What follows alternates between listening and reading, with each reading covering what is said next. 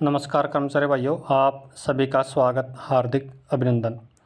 एक कोर्ट से जुड़ा हुआ मामला आप सभी को हम दिखाना चाहते हैं और 22% तक कर्मचारियों का डीए की बढ़ोतरी उसमें हो गई है।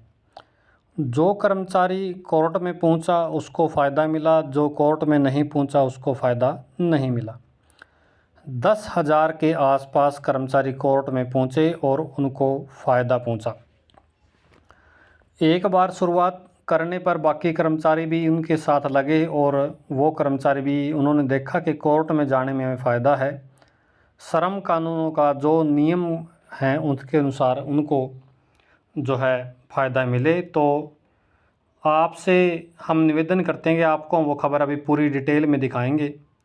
आपसे हम निवेदन करते हैं आप हमारे चैनल को ज़्यादा से ज़्यादा सब्सक्राइब करें और ज़्यादा से ज़्यादा इस जानकारी को, कोर्ट के मामले को खास करके ज़्यादा से ज़्यादा शेयर करें कि कोर्ट में जा कर के कैसे फ़ायदा उठाया जा सकता है। ये बात मैं आप सभी से कहना चाहता हूँ। तो उसमें क्या है, एनएचएम कर्मचारियों का 3 चरणों में डीए 22% तक बढ़ा। तो पूरी ये डिटेल में खबर मैं आपको दिखाऊंगा, पूरे एक एक चीज़ आपको हम दिखाएंगे।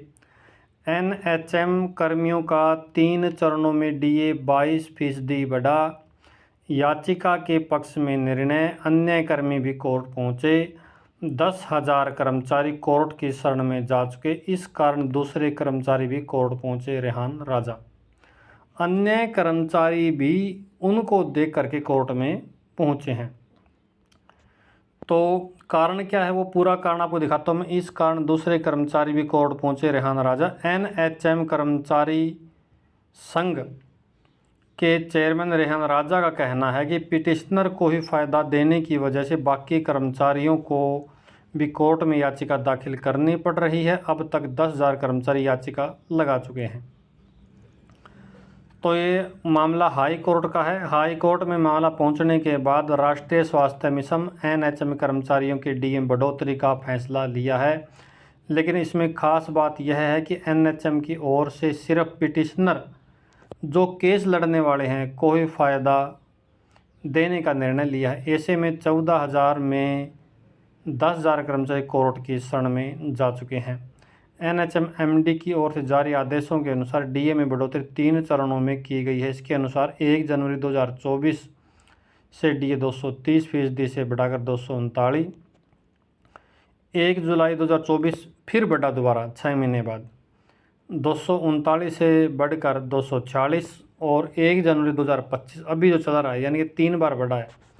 246% से बढ़ाकर 252, यानी 230 से 252 पहुंचा है। यानी जनवरी 2024 से जनवरी 2025 तक डीए में 22% की बढ़ोतरी हुई है। एनएचएम की ओर से पिछले साल कर्मचारियों के सेवा नियम फ्रीज कर दिए थे।